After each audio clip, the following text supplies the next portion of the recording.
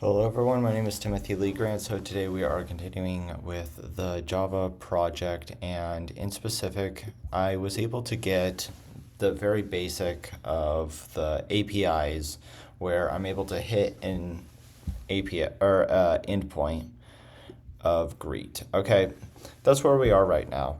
Now, moving forward, I want to figure out, okay, how do you get this situation where you are able to have sessions, where you're able to kind of log a user and get that longer term session that a person might experience on a website. So that's where we're going to go from here. So let's try to get that. I want to, is this the, no, this is not my Java one. Okay. Come on.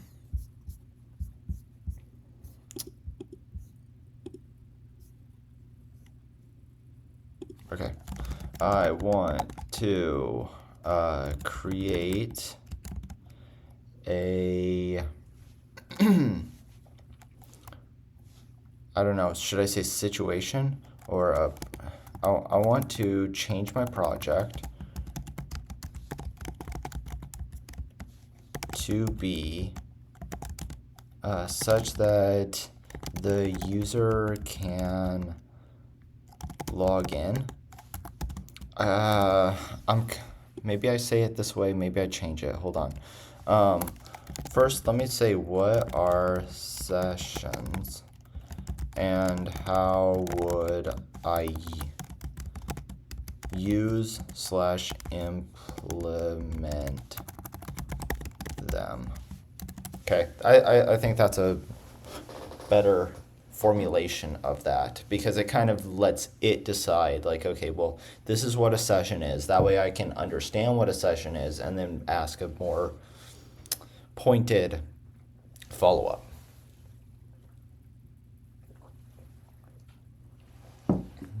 Okay.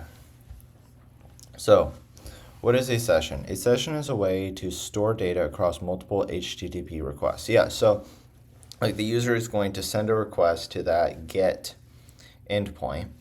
I'm going to service it, but then I want to be able to store like who they are. I'm trying to figure out how does that actually happen. When I log into like Facebook, for example, I log in and I don't need to log in again. And when I press home, my home is different than your home, right? Like the everything is different. When I press feed, my feed is different than your feed, right? Like it's different. So how does that work? So a session is a way of store data across multiple HTTP requests from the same user. Okay. Why? Because HTTP is stateless. Every request is independent. A session gives you a way to remember things like who is the user after login, okay, yeah. What is in their shopping cart, preferences, or temporary data, yeah. Okay, so how sessions work conceptually. A user makes a request to my server. The server creates a session and stores the data like user ID. Okay, so user tries to access my server and tells me who they are. They give me an ID, okay? And I store that ID. The server sends back the session ID, usually a cookie. Okay, so is that like on the websites when it always asks like this or that cookie and you have to press like deny all? And is that what they're, okay. So on future requests, the browser sends the session ID. On future requests, so I do another HTTP request. The browser, meaning like Firefox or whatever, Brave or Chrome, okay, sends that cookie to the server. Okay, the server uses that ID to retrieve and store data. Okay, So there's going to be something where there's a session ID, okay? And I need to be able to capture that and remember this. Well, one question that I do have, I heard about something called JWT, I think it is, Java Web Token. Does this play into the session idea?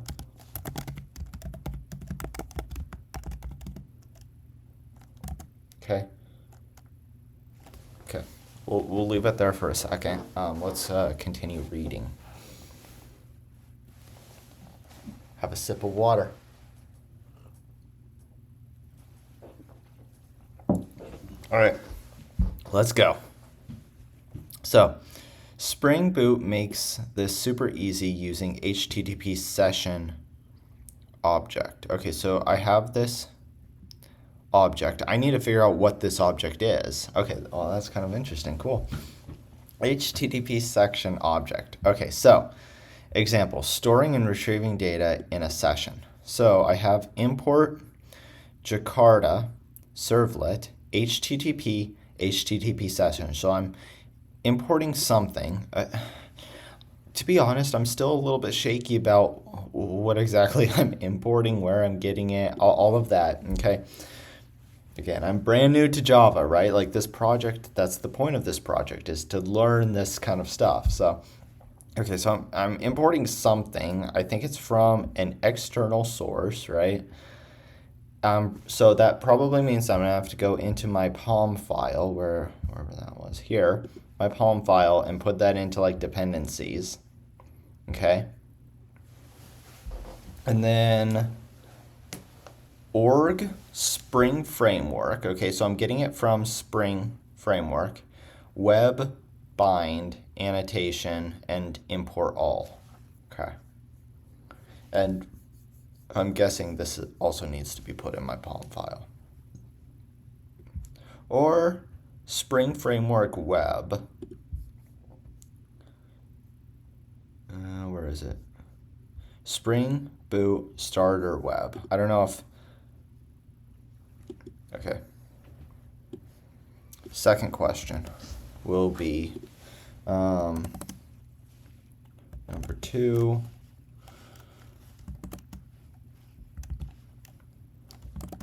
Do these need to be added as dependencies?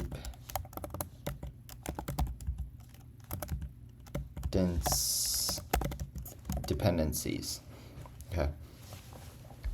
So I think I'm going to press enter just because it's easier to read, but we're going to come back up to here. Okay.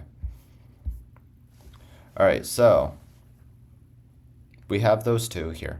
REST controller. So I still have that REST controller. And what did that mean? We're thinking about from yesterday, we learned about REST controllers. So controller sends back the REST controller sends back JSON data. Controller sends back, what was it? It was that ThymeLeaf HTML. Okay.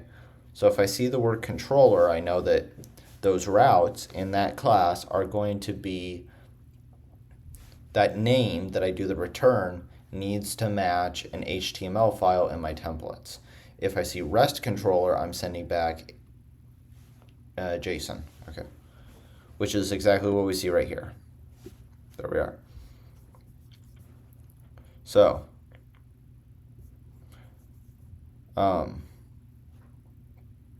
public class, well, it's not JSON, but I mean a string or something like that. It's not, this is not the name of HTML file. Like we have, this one is controller, so this one, it does match that right there. Okay.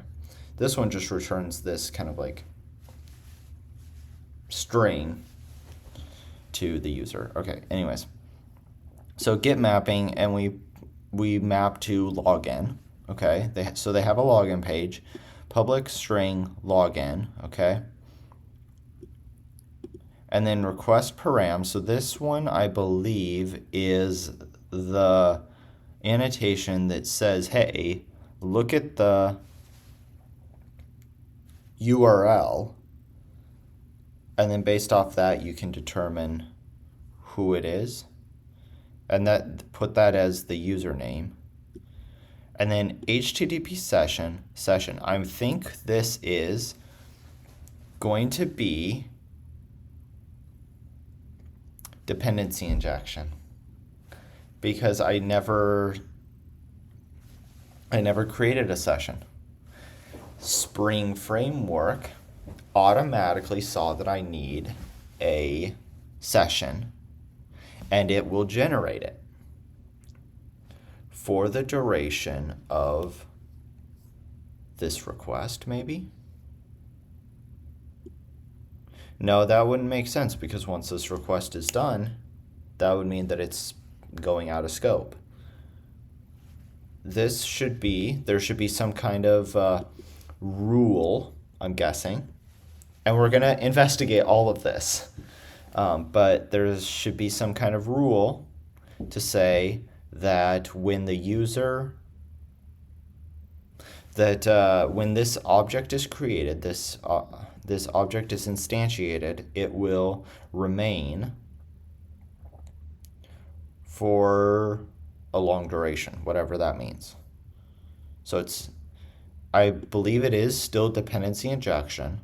Spring will take care of instantiating this object. I don't need to touch it, but it will not have a lifetime of only one call. That's what I'm thinking is going to happen. We still need to investigate to figure that out. Okay, so now I have another one called profile and another one called logout. What I'm noticing is that there's 3 mappings within one class. All of them are within this like session controller, right? I'm curious, does this HTTP session, does it have only class scope? Is that how we're managing scope? Could be. I have a lot more questions. So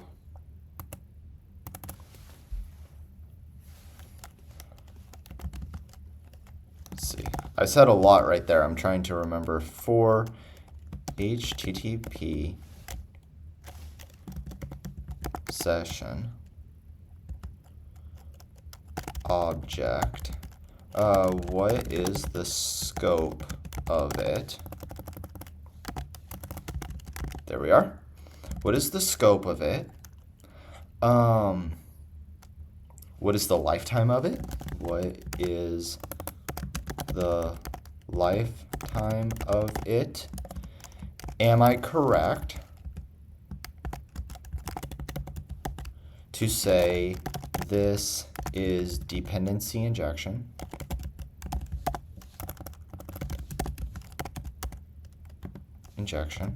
Okay.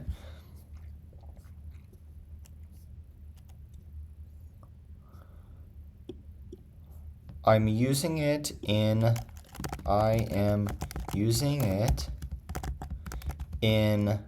multiple methods in the same class.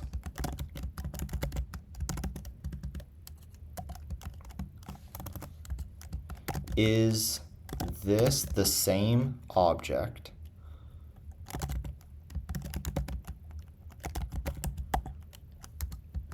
or are they different?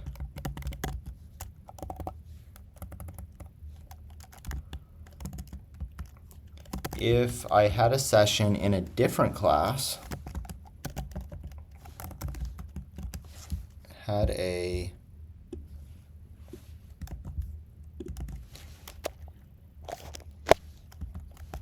in a different class,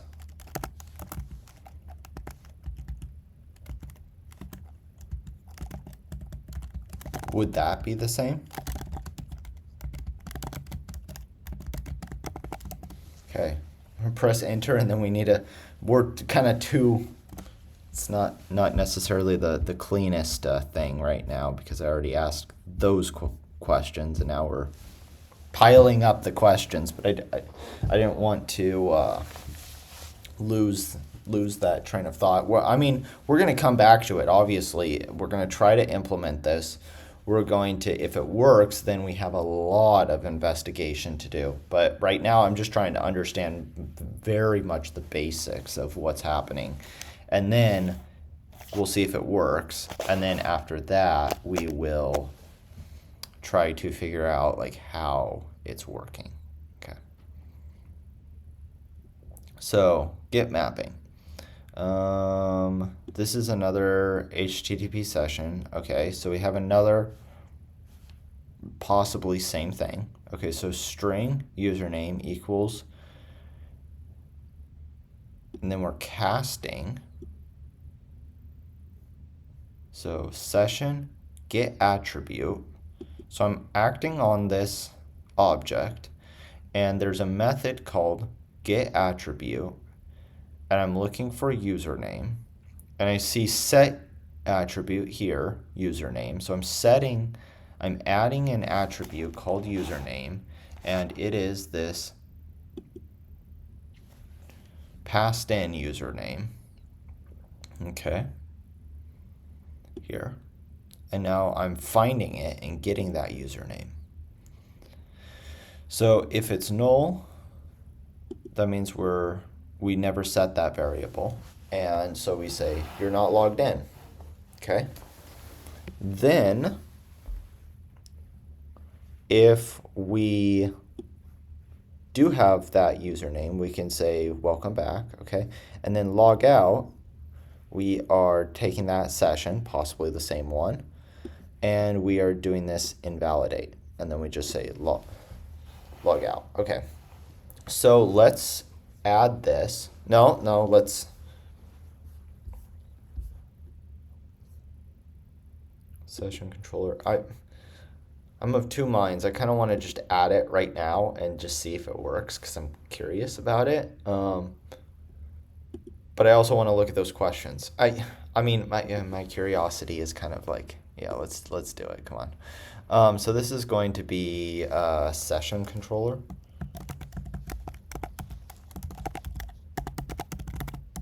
.java.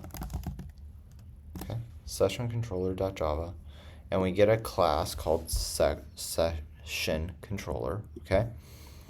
Now, what do we want to do?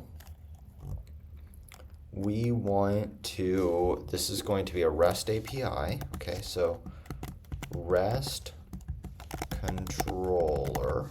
Okay, so REST controller, and then we need Git mapping to tell it that this is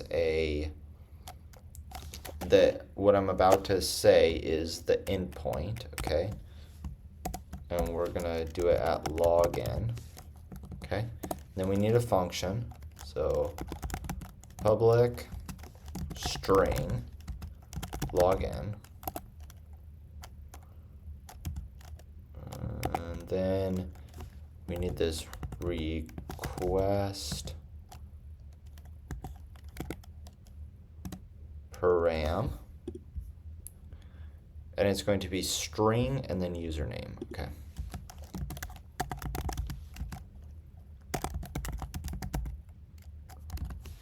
Underscore username, yeah, because I've noticed that they do underscore, not underscores,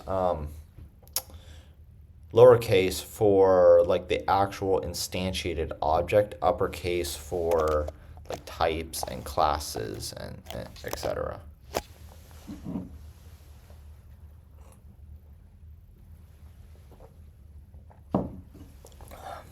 Okay, so then the other thing that I need, let me get it like that for a second. The other thing that I need is this HTTP session, okay?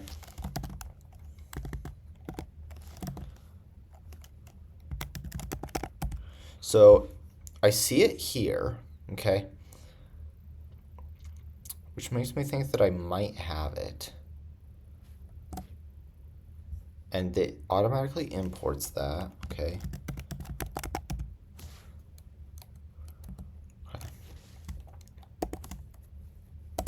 So now I'm going to act on this object,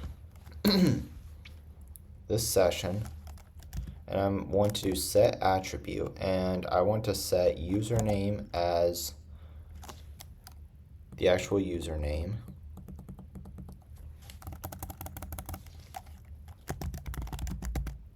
Okay, so I'm putting in this field called username, and I'm storing this variable username. Okay. So now return, and then logged in as, okay, and then the username. So we're just going to return that back to the, why is this all squiggly? What's wrong with you? Cannot resolve.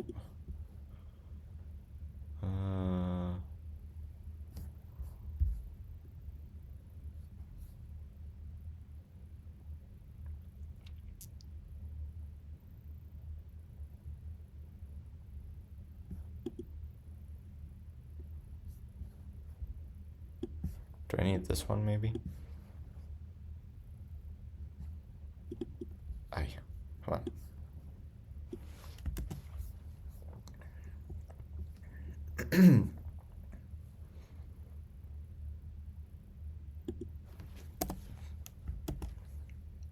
Okay, well, that was the problem. But that should mean that I can get rid of this one, right? Because I have get mapping, which should be part of this annotation. And it should be able to get rid of this one as well. Okay, nothing broke, so. Oh, whoa, whoa, whoa. Okay. There we go. So,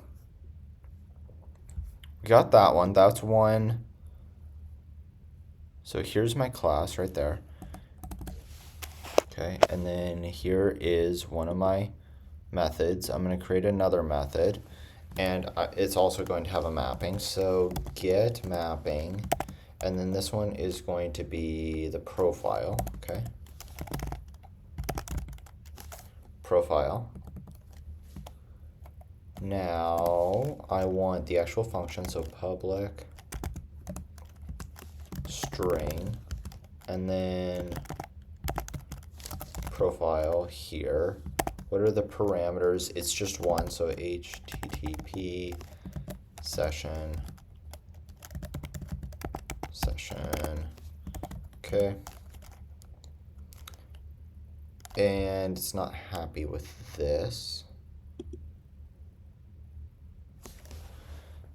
Must return. Oh, okay, whatever.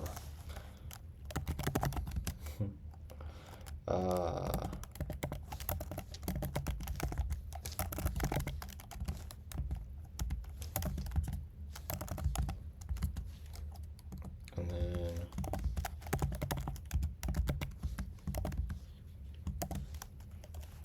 all right, and let's create that username. So string.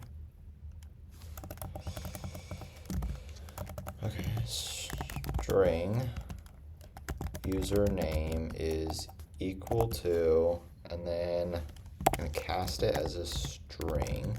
Okay, and this is kind of interesting. I go to session, so session, and then I get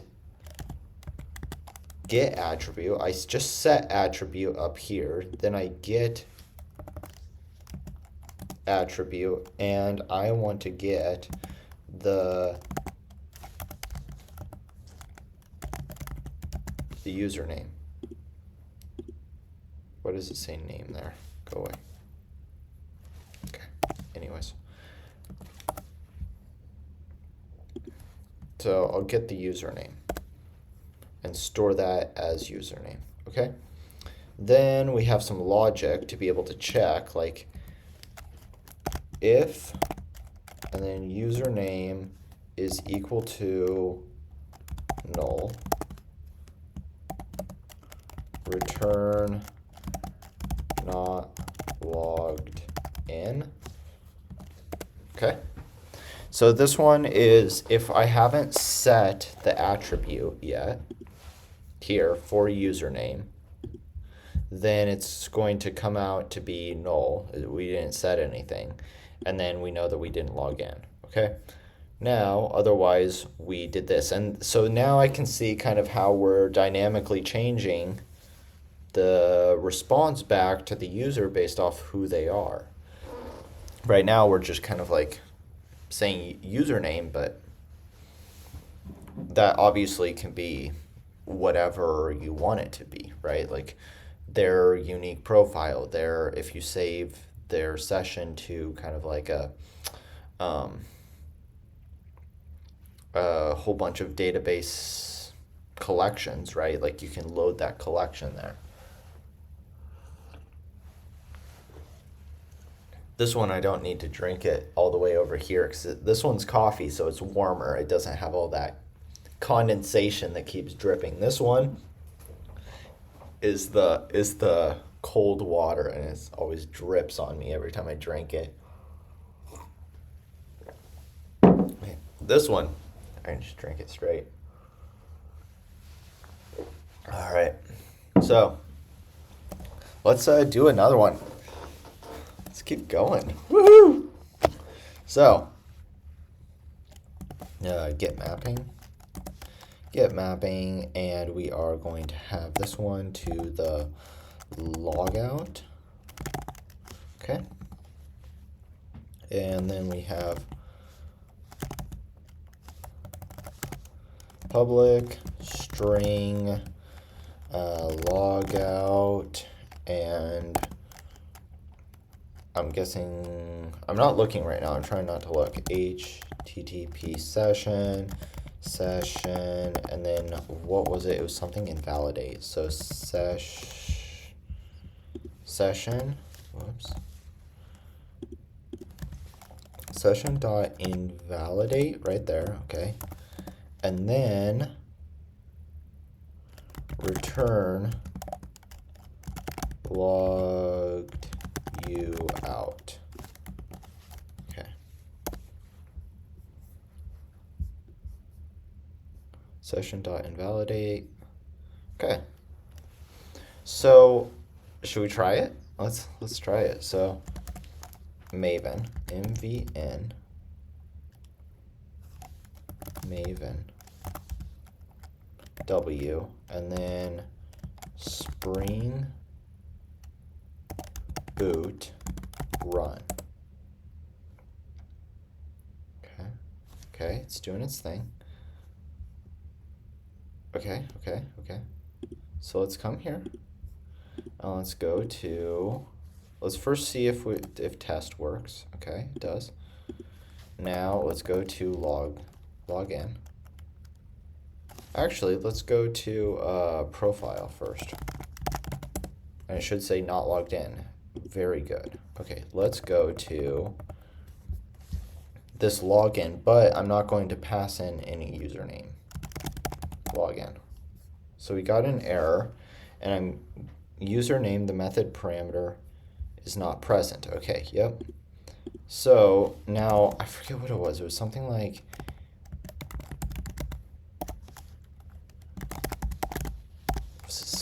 this. I'm actually very surprised that I got that. I'm a question mark here and then equal. Okay. I'm very surprised that I got that. Okay. Now let's log out of this, or not, let's not go here, and let's go back to the profile. There it is. Oh my goodness. Look, I'm curious. I'm going to come here to localhost. Okay. And then profile. Was it 5,000? What's the port number? 8080. Okay. localhost 8080 and profile.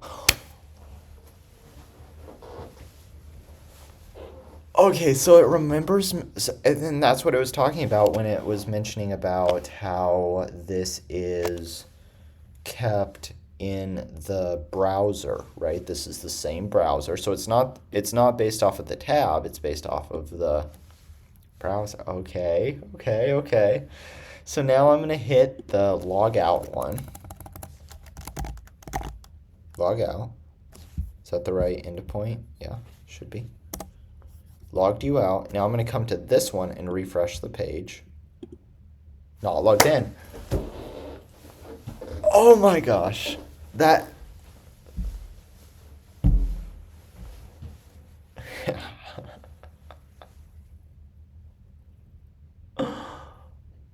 That's so cool. That is so cool. I can't.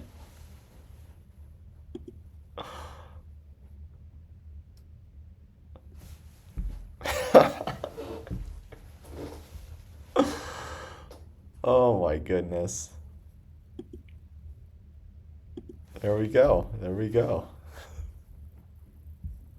HTTP. Okay, so let's come back to this. We got our excitement. Let's get back to kind of understanding, make sure that we understand how it's working, what's going on, um, and figure out all of this. Okay, so what's happening? HTTP session is injected automatically by Spring. Okay? So there it is. There's that dependency injection, right?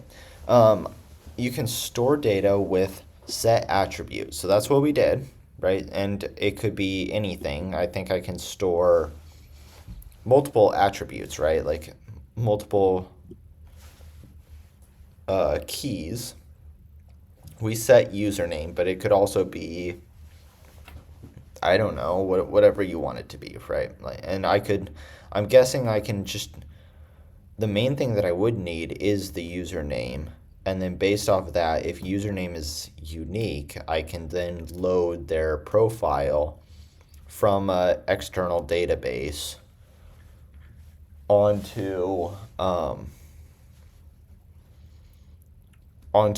my server, and then display those contents based off of who they are and their history, etc. So retrieving it with get attribute clears it. Okay, good. So where is the session stored? So Spring stores the session session data in memory, so server side. Okay, so Spring is storing that object. Okay, the session ID is stored in a cookie called JS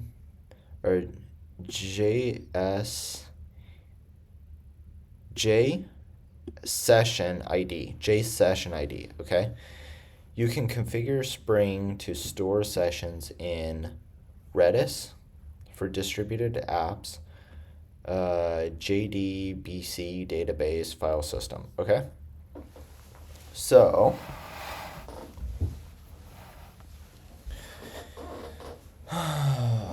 let's see. HTTP session, Java object for mapping session data.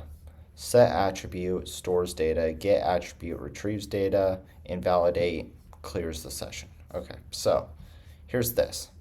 I asked about Java Web Tokens. I believe that's what JWT stands for. Well, let's investigate what this is, and kind of curious, because it's something I've heard about, right? Like, is this in the same idea? Or is this trying to do something else that I don't even know about yet? Okay. And then these things, do I need to add them as dependencies? Well, apparently not, because I didn't, and it worked. So, okay. JWT, how does it relate to sessions? So what is JWT? It stands for JSON. Oh, so it's not Java Web Token. It is JSON Web Token. It is a compact, self-contained way to securely transmit information between parties as a JSON object. What? Okay. It is a compact, self-contained way to securely, okay, so this is what it's trying to do. Transmit information between parties in the form of a JSON object. Okay. JWT looks like this, a bunch of random characters, okay? It is three parts. Oh, I guess they're not random. It is three parts, so the header here is metadata. Great. Here is the payloads, so like username and role. Okay, signature, I'm guessing this is like the key. Okay. So JWT versus traditional sessions. Traditional session, HTTP sessions. So now we're comparing these two things. We're trying to figure out what the difference is between the HTTP sessions and the JWTs. Okay, so where is data stored? So it is in session, it is the server side, so it's in memory or a database. JWT is on the client side, so they give a token. Okay. Stateless. No, the server must track sessions. Okay, so it's not stateless. And JWT is stateless because it doesn't store it. Okay. Scalable. So this session is less scalable. It needs sticky sessions or shared storage. Okay. JWT is very scalable. No server memory used. Okay. So now, I guess my question is, what does Facebook use? So question number one is going to be, what does Facebook... I'm going to try to generalize this. Facebook and Amazon shopping, the like, what's that called? Amazon. I'm not trying to say like AWS or any of the other branches, like the market, and what's another website? I don't know. YouTube. Use to keep track of sessions. Okay, because I'm trying to figure out, do they use the JWT or do they use the HTTP sessions? Because if they use the JWT, it's like, okay, well, I probably need to learn this one first, but then once I get an idea of this, okay, well then kind of move into understanding what this is. Okay, so I'm just gonna press enter on this, and then we need to go back all the way up to wherever it was, to here. Okay, so does JWT play into sessions? Yes, but it's a very different approach to managing state users. With HTTP sessions, the server remembers the user. With JWT, the tokens itself carry the user's ID. So okay, so I'm starting to kind of see the difference. JWT is that the user is storing all of this information. With this session, me as the server needs to remember. Okay. So number two, do these need to be added as dependencies? I don't care about that because I already proved that I don't. Okay, so we're asking about the scope of everything. So you're zeroing in on the lifecycle scope and behavior of this HTTP session object in Spring Boot. Let's break it down and understand it. Very good. So, what is the scope of HTTP session? This is session scoped, okay? tied to a single user's browser session. That means it persists across multiple HTTP requests from the same user. It's unique per user, or more precisely, per browser session. Okay, it's identified by a cookie stored in the browser. So, okay. What is the lifetime of this session? By default, a session is created when I first call this set attribute. It lasts until the user closes the browser, depending on the cookies. Okay, so when I close the browser, does it do I get some kind of notification? Or it's timed out after 30 minutes of non-activity, or I explicitly do that invalidate, okay? And I can change these parameters by servlet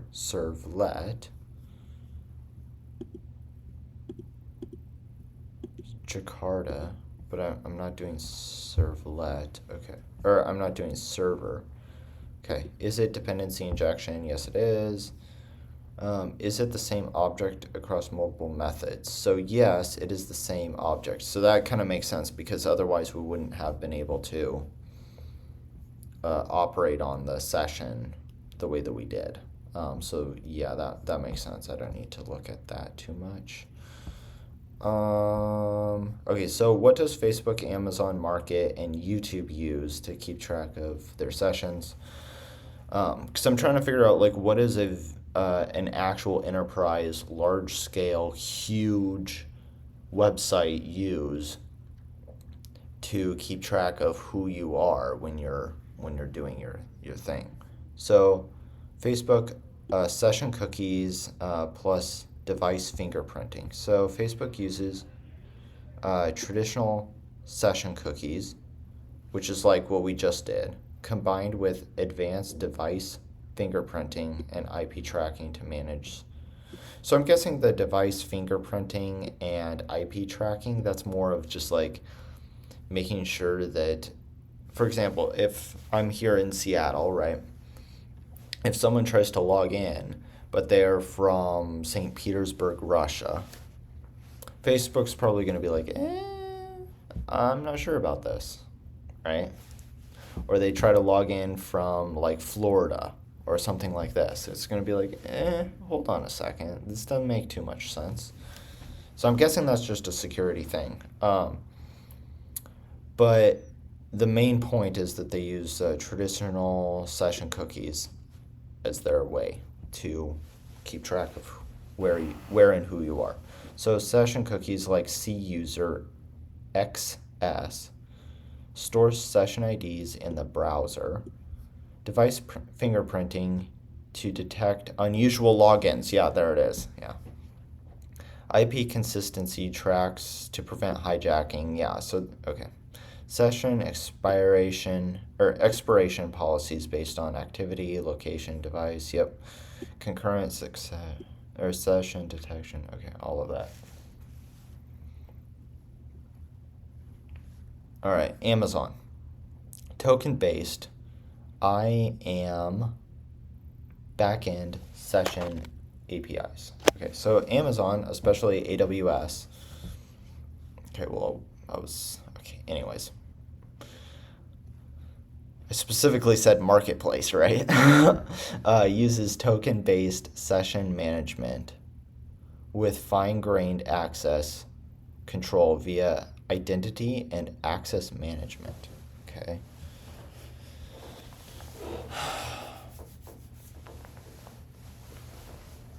Okay. So JWT token, so techniques, JWT token so seems like they do use the JWT session management APIs in Amazon